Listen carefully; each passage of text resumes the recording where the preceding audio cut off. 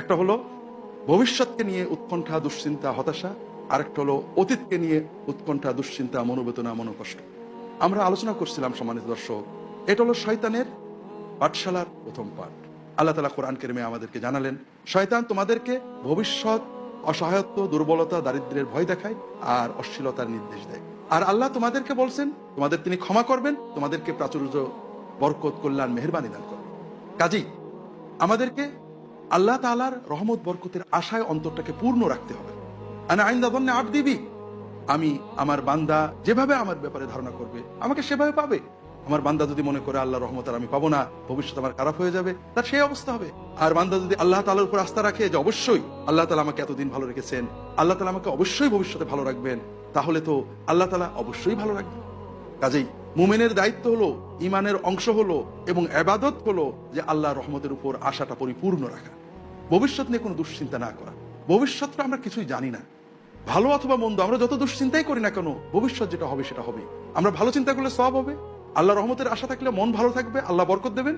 খারাপের আশা করলে কষ্ট লাগবে, কিন্তু কোনো লাভ হবে না।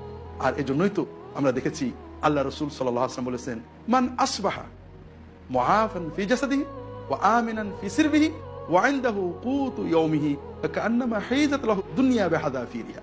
যে ব্যক্তি সকাল হলো নিজে সুস্থ আছে, পরিবারের শান্তিতে আছে এবং সেদিনের খাবার তার কাছে আছে, তা তো দুনিয়ার সবই এসে গেছে। তাকে আল্লাহ আজকে যে নিয়ামত দিয়েছেন, এই নিয়ামতের বরকত যদি চাই, কৃতজ্ঞতা প্রকাশ করতে, আল্লাহ আপনি আমাকে অনেক দিয়েছেন, আমার তো পুরো আশা কালকেও আপনি এসে ভালো রাখবেন। এটা হলো ভবিষ্যতের উৎকণ্ঠা থেকে মুক্ত থাকার উপায়। আর এটাতে সাহায্য করবে বেশি বেশি আল্লাহর জিকির, বেশি বেশি সালাত। আর অতীতকে নিয়ে মনোকষ্ট আরো একটা ভিত্তিহীন বিষয়। কিভাবে অতীতকে নিয়ে মনোকষ্ট করে, অমুক আমার সাথে খারাপ ব্যবহার করেছিল, অমুক এটা করেছিল, অমুক দিনে এটা করেছিলাম, অমুকটা আমি পাইনি, অমুকটা আমি চেয়েছিলাম। অতীতের সকল বেদনা নিয়ে মনোকষ্ট অনুভব করা। বাজে কাজ আর কি হতে পারে, অতীত তো চলে গেছে, মনোকষ্ট একে ফিরিয়ে আনবে না। এই সব কষ্টের ভিতর দিয়ে যেটা বেরিয়ে আসবে, একটু ভালো করে চিন্তা করেন, আল্লাহ তাআলা আমাকে এত কষ্টের ভিতর দিয়ে নিরাপদে বের করে এনেছেন, আলহামদুলিল্লাহ।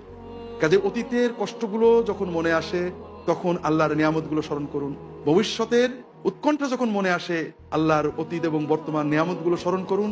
আল্লাহর নিয়ামত, রহমত, কল্যাণের আশা রাখুন, বুক ভরা আশা থাকো। আপনি আত্মবিশ্বাসী হন, আল্লাহ রহমতে বিশ্বাসী হন, মন থেকে উৎকণ্ঠা চলে যাবে। আল্লাহ রাসূল সাল্লাল্লাহু আলাইহি ওয়াসাল্লাম অশুভ চিন্তা পছন্দ করতেন না, বরং শুভত্ব, কল্যাণত্ব পছন্দ করতেন। আল্লাহ কোরআন কারীমে বলেছেন, নিশ্চয় কষ্টের সাথে শান্তি আছে, কষ্টের সাথে শান্তি আছে। এটাকে মনে রাখতে হবে আমাদের।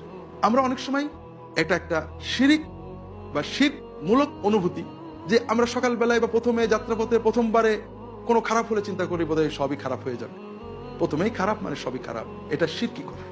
কোনো কর্ম থেকে খারাপ চেতনা নেওয়া, খারাপ ফলাফল নির্ধারণ করা, তাশাউম রাসূলুল্লাহ সাল্লাল্লাহু আলাইহি ওয়াসাল্লাম নিষেধ করেছেন। আর ভাগ্য, ভবিষ্যৎ, ভালো মন্দ নির্ধারণের চেষ্টা করা রাসূলুল্লাহ সাল্লাল্লাহু আলাইহি ওয়াসাল্লাম কুফরি, শিরক বলে গণ্য করেছেন। শুভ অশুভ চিন্তা করা, যেটা অশুভ হবে এই ধরনের চিন্তা করা শিরক বলে গণ্য করেছেন। বরং আমরা যখন কষ্ট পাবো, তখন আমরা আল্লাহর ওয়াদার উপরে আস্থা রাখবো যে আল্লাহ একটা কষ্ট দিয়েছেন, নিশ্চয় এর সাথে তিনি শান্তি দেবেন, ভালো দেবেন।